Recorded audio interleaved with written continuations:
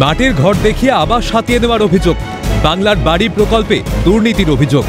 মালদার চাচলে কাতলামারি গ্রামের বাসিন্দা আজাদ হোসেনের বাংলার বাড়ি প্রকল্পের প্রথম ও দ্বিতীয় তালিকায় তার নাম আসে, কিন্তু অভিযোগ ফাইনাল তালিকা থেকে তার নাম বাদ গিয়েছে।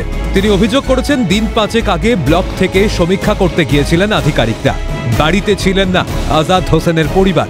সেখানে অন্য একজনকে আজাদ হোসেনের বাড়ির সামনে দাঁড় করিয়ে ছবি তুলে নিয়ে যান ব্লক অফিসের সমীক্ষকেরা। সঙ্গে ছিলেন কংগ্রেসের গ্রাম পঞ্চায়েত সদস্যের স্বামী মুক্তার হোসেন।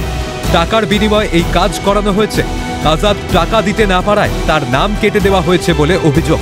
কংগ্রেসের গ্রাম পঞ্চায়েত সদস্য সহ ব্লক প্রশাসনের আধিকারিকের বিরুদ্ধে দুর্নীতির অভিযোগ তুলে বিডিওর কাছে লিখিত অভিযোগ জানিয়েছেন আজাদ। নাম নাই, আইডিটা হচ্ছে কি যে আমার আইডি আছে, আমি ঘর পাচ্ছি না, অথচ আমার ঘর দেখিয়ে যারা বিল্ডিংয়ের বাড়ি আছে তাদেরকে আর কি দেওয়া হচ্ছে আর কি। আপনার বাড়ির ছবি তোলা হয়েছে? হ্যাঁ, আমার বাড়ির ছবি তুলেছে।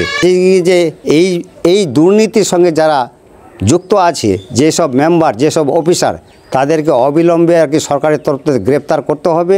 কি অবস্থা? তাদের অবস্থা ভালোই। পাকা বাড়ি? হ্যাঁ, পাকা বাড়ি। আর আপনাদের? আমাদের কাঁচা বাড়ি।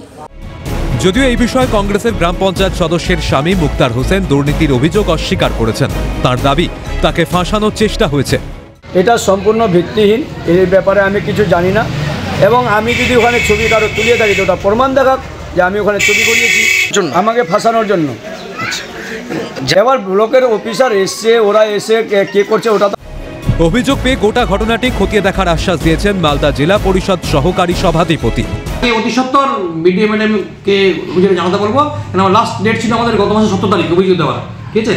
তো এটা সশস্ত্র প্রশাসনের যোগাযোগ রাখবে এবং কাজ করবে, এবং আমিও এটা আমাদের যারা আধিকারিক আছে তাদের সঙ্গে কথা বলে অবশ্যই দেখছি।